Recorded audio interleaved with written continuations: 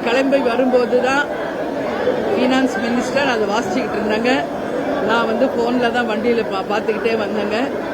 இது எப்படி இருக்குன்னா ப்ளஸ்ஸும் இருக்குது மைனஸும் இருக்குது. பொதுவாக நல்ல பட்ஜெட் இல்லைன்னு சொல்ல முடியாது. தேர்தலை ஒட்டி வருகின்ற இந்த பட்ஜெட் மிக மிக முக்கியமான ஒரு பட்ஜெட். 9வது முறையாக அவங்க பட்ஜெட் வாசிச்சிருக்காங்க.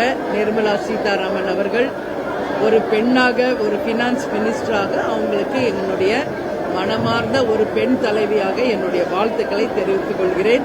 தேர்தல் நேரம் அப்படின்றதுனால இன்னும் நிறைய எதிர்பார்ப்புகள் இருந்தது.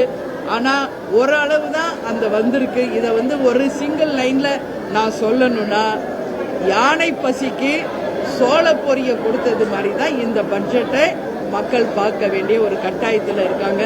எனவே இன்னும் வருகின்ற காலங்களில் மக்களே தான் எஜமானர்கள். எந்த திட்டம் வந்தாலும் மக்களுக்கு தான். ஸோ மக்கள் வரவேற்கின்ற வேலை வாய்ப்பு, ஊழல் இல்லாம, அதே மாதிரி விவசாயம், நெசவு, அதே போல மருத்துவம், கல்வி, எல்லா செக்டருக்கும் நிறைய அறிவிப்புகள் வரும்னு நினைச்சோம். அதுல கொஞ்சம் கொஞ்சம் வந்திருக்கு, சிலது வரல.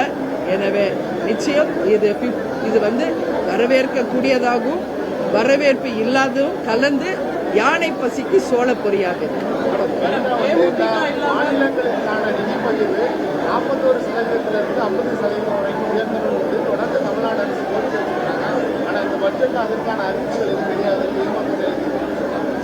மத்திய அரசு கிட்ட கேட்டா ஏற்கனவே இத்தனை லட்சம் கோடி நாங்க தமிழ்நாட்டுக்கு கொடுத்திருக்கிறோம், ஆனாலும் அவர்கள் எங்களுக்கு தரலை அப்படின்னு சொல்றாங்கன்ற ஒரு புள்ளி விவரத்தை அவங்க அறிவிச்சிருக்காங்க.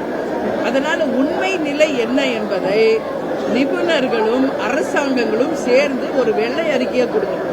ஆக்சுவலா சென்ட்ரல் கவர்மெண்ட்ல இருந்து ஸ்டேட் கவர்மெண்ட்டுக்கு எத்தனை லட்சம் கோடி கொடுத்திருக்கீங்க, எந்தெந்த ஸ்கீமுக்கு கொடுத்திருக்கீங்க, அது மக்களுக்கு எந்த வகையில சேர்ந்திருக்கு அப்படிங்கறத மத்திய மாநில அரசுகள் ஒரு வெள்ளை அறிக்கை கொடுக்கணும். அப்பதான் அதை பத்தி நம்ம எல்லாம் கருத்து சொல்ல முடியும்.